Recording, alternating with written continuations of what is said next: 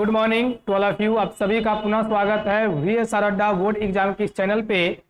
और आज के क्लास में हम लोग क्लास 12 जो हिंदी में पूरा पाठ और उसके लेखक को पढ़े थे उससे ऑब्जेक्टिव आज सेट लगाने का प्रयास करेंगे। तो सभी बच्चे इस सेट को देखेंगे तो एक कंसेप्ट उनका क्लियर हो जाएगा कि पाठ, उसके लेखक और विधा से जो भी प्रश्न तुम्हारे बनेंगे वह परीक्षा में नहीं छूटेंगे। तो चलो आज का क्लास शुरू किया जाए। चलिए शुरू करते हैं आज का क्लास। और पहला प्रश्न आपके सामने आ गया है, छपै शीर्षक के रचयिता कौन है? छपै किसने लिखा? चॉइस ए में है सूरदास, बी में कबीरदास, सी में नाभादास और तीन में तुलसीदास। हम लोग जानते हैं कि सूरदास की भी पद लिखे हैं, तुलसीदास की भी पद लिखे हैं। कबीरदास हमारे लेसन में कोई भी किताब नहीं, पाठ नहीं लिखे हैं। और छपै पाठ के लेखक कौन है? नाभादास। तुमको यह भी समझाए थे कि जब छपै की बात होगा तो ध्यान में रखना है कि घर छपैया हो गया, और घर छपैया हो गया तो नाया लग रहा है, नाभा कर देना है नाया के जगह। तो छपै शीर्षक के रचयिता कौन हो जाएंगे? नाभादास। ध्यान में एकदम रखोगे। नेक्स्ट क्वेश्चन की ओर चलो।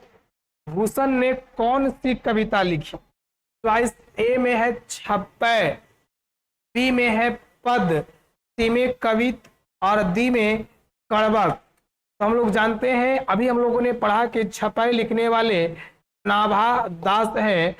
पद दो व्यक्ति का है, एक सूरदास और दूसरे हमारे तुलसीदास।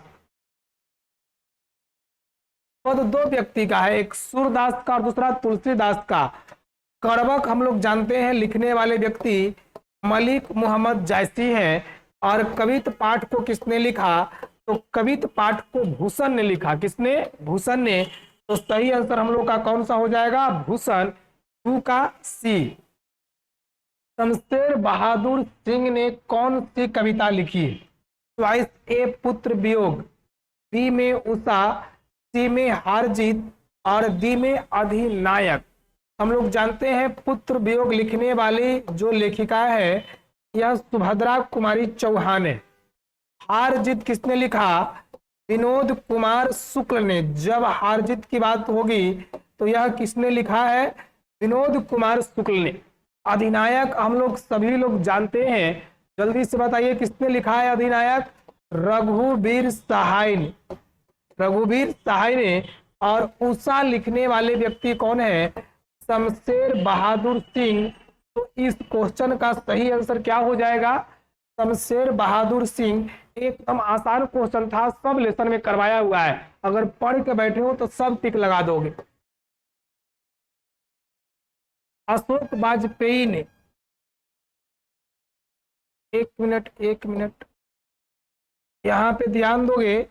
हार जीत जो पाठ है यह अशोक वाजपेयी ने लिखा है। किसने? अशोक वाजपेयी ने।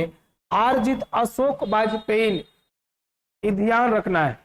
हार जीत अशोक वाजपेयी ने लिखा है, इसको दिमाग में सेट करेंगे।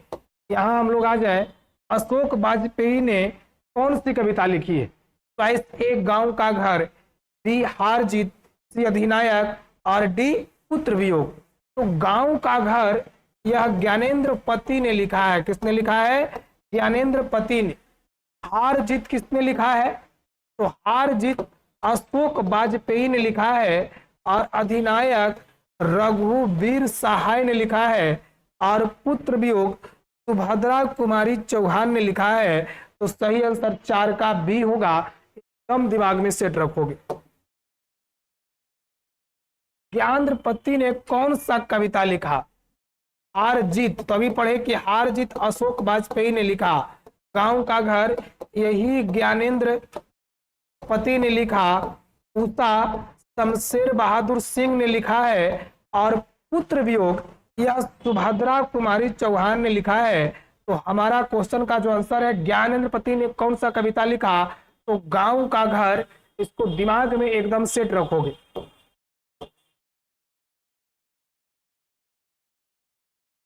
जयशंकर प्रसाद का जन्म कब हुआ?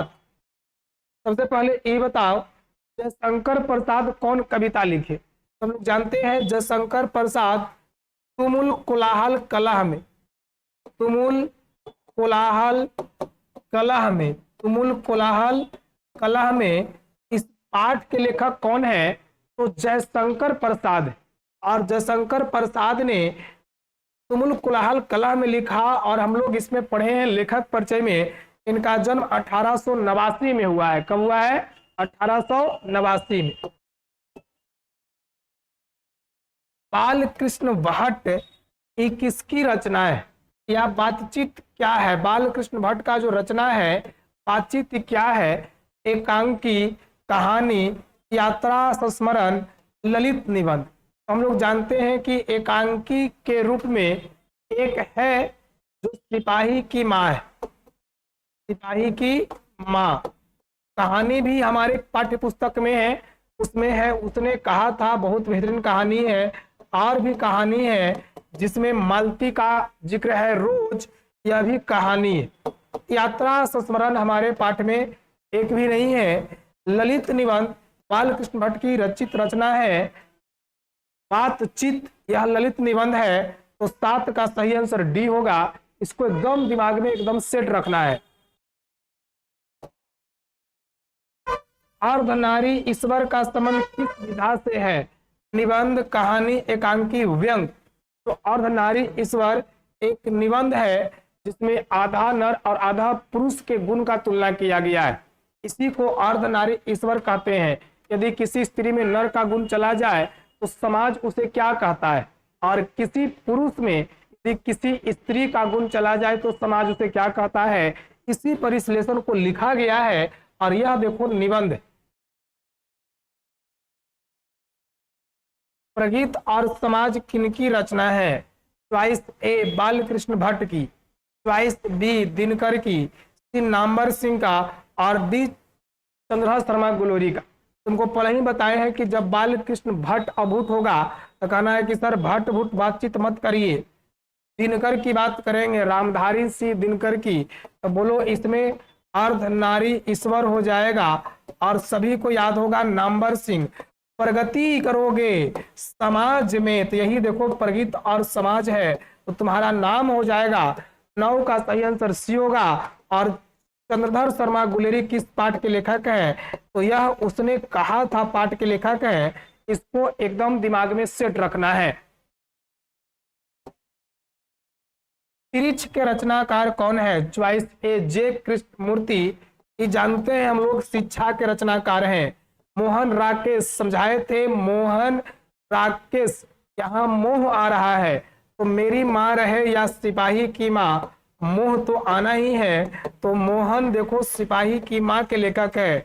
उदय प्रकाश। तिरिच एक ऐसा जीव है जिसके काटने पर अंत हो जाता है, इसीलिए लिखने वाले व्यक्ति कौन है? उदय। उदय कौन लिखे हैं? उदय। और सच्चिदानंद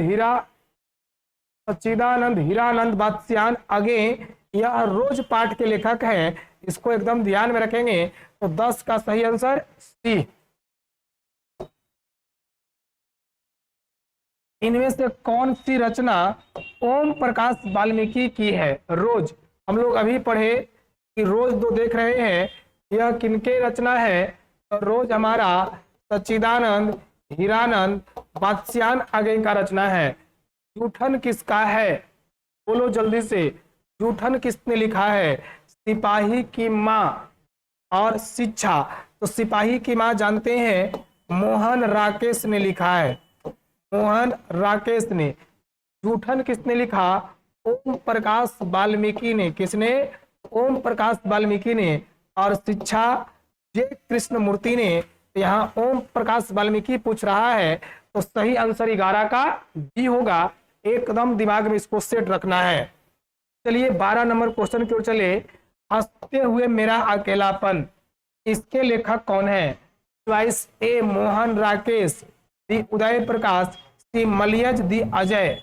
तुमको समझाए हैं कि कोई व्यक्ति अगर अकेले हंस रहा है तो तुम उसको बोलो काहे मरल जा रहा है रे मलयज, अकेले क्यों हंस रहा है, पागल हो गया है? कहना वाह मरल जा रहा है अकेले अकेले, तो मलयज हो जाएगा। सही आंसर सी। एक लेख और एक पत्र के लेखक कौन है? भगत सिंह, सुखदेव, राजगुरु, चंद्रशेखर आजाद। कहना एक ही बार में फरियाने के लिए बोल रहा है सर कि जे होगा, एक ही बार में देख लेंगे, तो ये सी होगा, भगत सिंह। भगत सिंह। ओ सदा नीराग पाठ के लेखक कौन है? जगदीश चंद्र माथुर, मलियज, अजय बालकृष्ण। हम लोग जानते हैं, सेट भी किए थे कि जब देखेंगे ओ सदा नीरा तो गाना गा लेंगे, ओ माँ और माँ से माथुर हो जाएगा, तो 14 का सही आंसर होगा ए।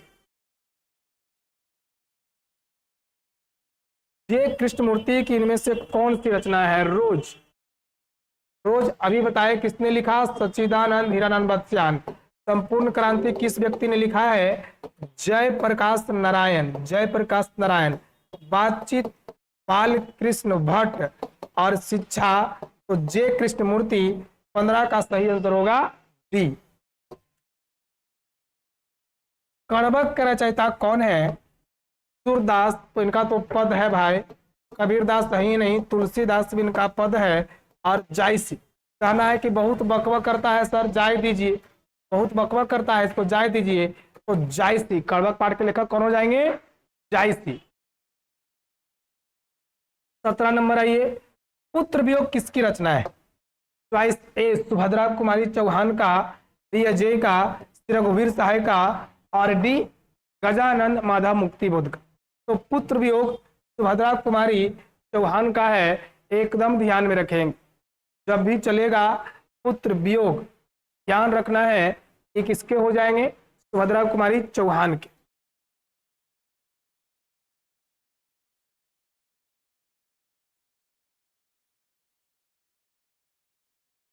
जनजन का चेहरा एक के रचनाकार कौन है? तो जनजन का चेहरा एक, चॉइस ए में गजानन माधव मुक्तिबोध, अजय, रघुवीर सहाय, ज्ञानेन्द्रपति। यह गांव के घर का है, हम लोग अभी पढ़े इसको कि ज्ञानेन्द्रपति गांव के घर हैं। रघुवीर सहाय अधिनायक पाठ के लेखक हैं। और अजय सच्चिदानंद हीरानंद बत्स्यायन जो है, इनका पूरा नाम सच्चिदानंद हीरानंद बत्स्यायन, ये रोज पाठ के लेखक है। इसीलिए जनजन का चेहरा एक, गजानन माधव मुक्तिबोध लिखे। हार जीत के रचनाकार कौन है? अगर ऊपर बनाए थे हार जीत, अशोक वाजपेयी लिखे हैं। कौन लिखे हैं? अशोक वाजपेयी। अमृत का पर्यायवाची शब्द क्या होता है? ए सुधा, बी वैश्वानर, सी सस्य और डी में दर्प। तो अमृत को हम लोग सुधा के नाम से भी जानते हैं, तो 20 का सही आंसर ए। तो अब हम लोग जो है पाठ से संबंधित सारे ऑब्जेक्टिव को कर लिए। अगले क्लास में हम लोग पद खंड शुरू कर रहे हैं, जिसमें कड़बक पहले पढ़ाया जाएगा, उसके बाद फिर कड़बक से क्वेश्चन करवाए जाएंगे। तो आप सभी तैयार रहिए कड़बक से क्वेश्चन के लिए। यह वीडियो आप सभी लोग देखिए और पूरे बच्चों को शेयर करिए। चलिए, बहुत बहुत धन्यवाद, बहुत बहुत आभार।